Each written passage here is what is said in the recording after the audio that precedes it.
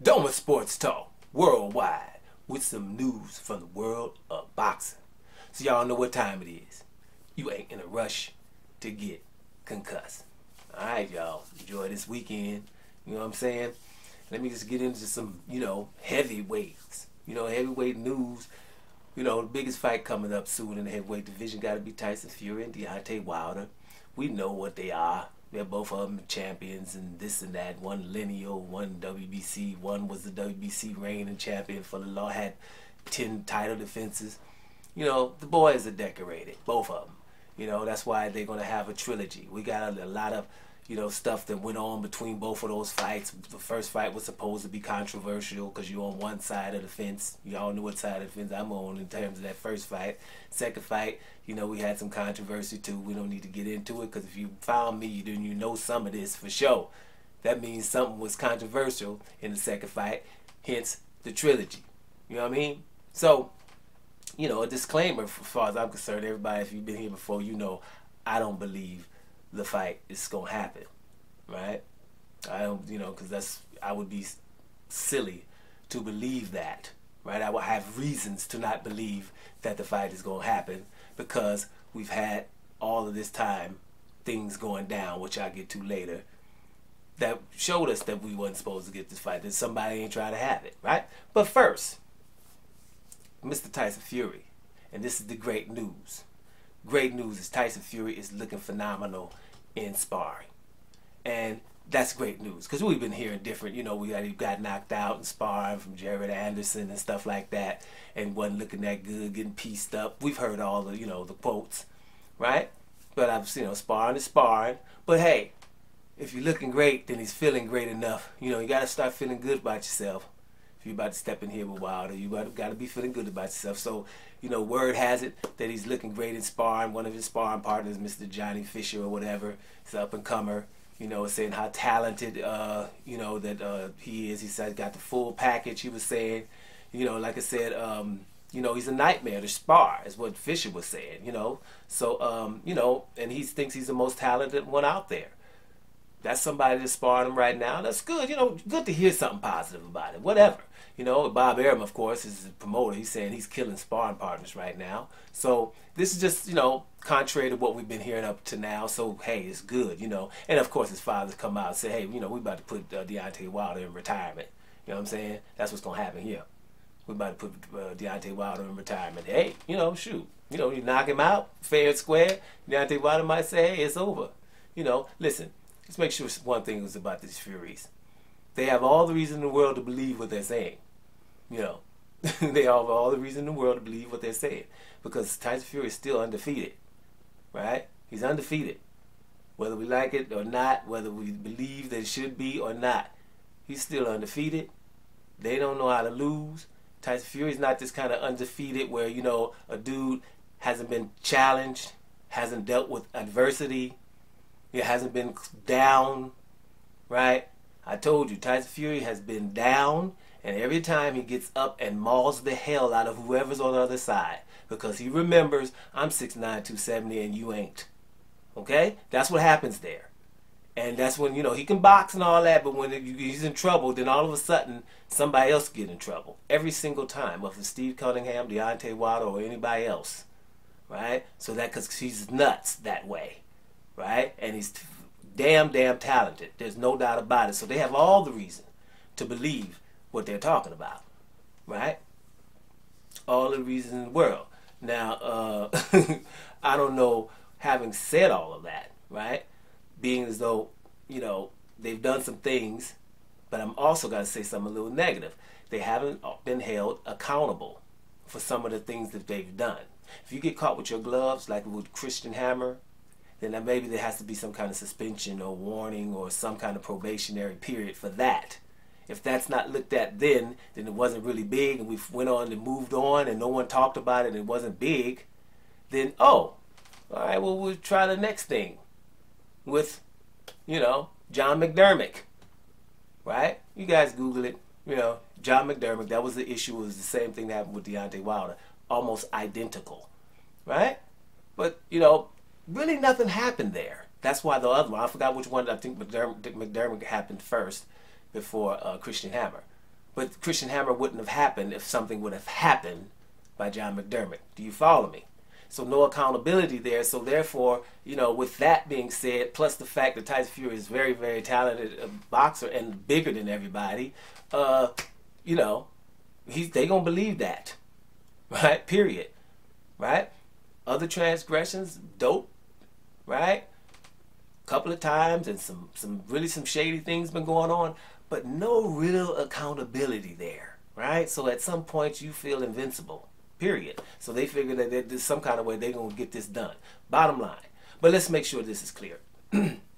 Before the third fight with Deontay Wilder, Tyson Fury was in this litigation, mitigation, or whatever kind of litigation it want to be, right? I'm in court trying to not fight Deontay Wilder for the rest of us. That's what kind of litigation it is. I'm in court to try to not fight Deontay Wilder. So much so that the court had to tell me, you fight Deontay Wilder or retire. Right? That's one sentence. Other one was, you fight Deontay Wilder or you're going to have to pay him $80 million. $80 million. Now, is that something you want your heavyweight champion, the most dangerous dude on the whole planet, to have to hear? Them the kind of sentences you don't want him to hear. Wait, you got to fight a dude for $80 million or retire. Heavyweight champion, most baddest dude on the planet, and can't nobody get with me. You got to fight him for $80 million. Somebody had to tell him that. Make sure that's clear. And somebody had to tell him, you got to fight Deontay Wilder, the skinny guy, or retire. He had to be told that. What the hell happened to make that have to be said to somebody? Now, listen, this is a sentence you wouldn't want to be said to anybody. Your favorite athlete, your favorite singer, your favorite politician. Somebody telling them, hey, man, y'all better do something or you're going to have to pay $80 million. Something happened on the other side of that. And on the other side of that is just this little skinny dude from Alabama who somebody had to say, oh, you going to fight him or retire, or $80 million to fight him, right? Put that with the $50 million that Joshua didn't want to do to fight him for. What have we got there, baby? And that $130 million? You know, just for a little skinny dude that's not that good. And it starts to become to the point where, like I always say, Deontay Wilder's life is a movie, and a damn good one, right? These are things you got to imagine. $80 million, right, is what he said. You better fight him, or else. And then we got COVID. Anthony Joshua, you know, just $50 million, and it was going to go up. It probably was going to be $80 million on the back end, but whatever. Just $50 million to go beat somebody up, right? And I'd like to replace that person with like Emmanuel Char or Trevor Bryan, right? Those names you better get affiliated with.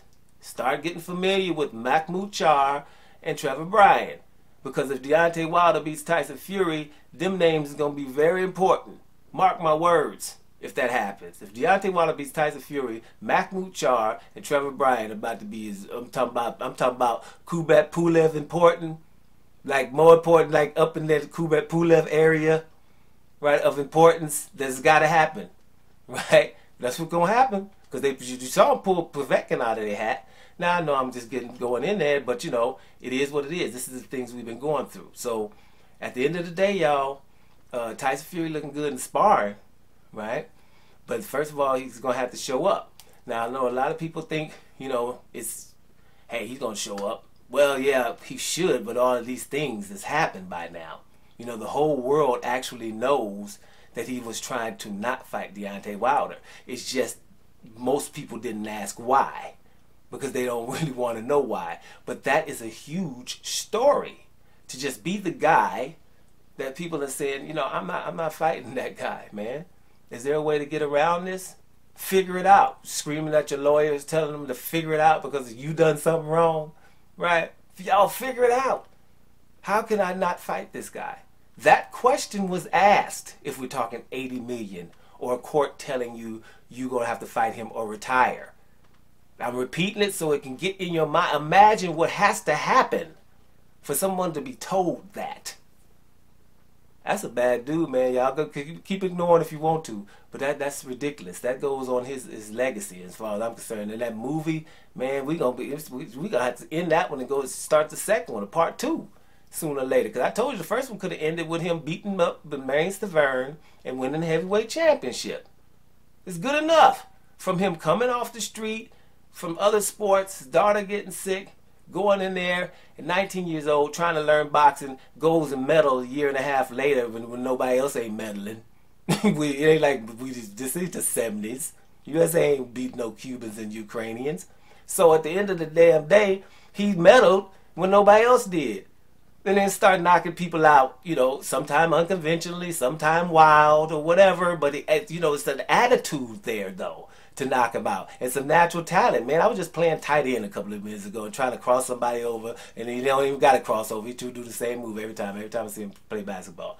But at least he was out there crossing people over and you know, and catching footballs.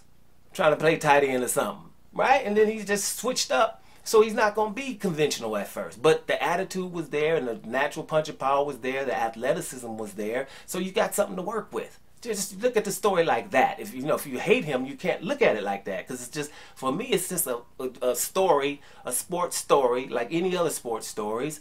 And I was able to say, wow, that's kind of phenomenal when I'm watching here. And it just continued to grow. He continued to grow. And then I start seeing how other heavyweights are moving when he's around. And he doesn't move that way. It's ridiculous. So we're talking about 130 million with two of the best fighters that we're saying are out there right now. But they're not in a rush, people. You know what I'm saying? They're not in a rush. So anyway, let's check it out. Let's see if Tyson Fury is doing so well in sparring and they talking so much smack that they gonna really show up. And then we got to fight. Then we'll talk after it. Doma Sports Talk Worldwide. And I'm out of here, y'all.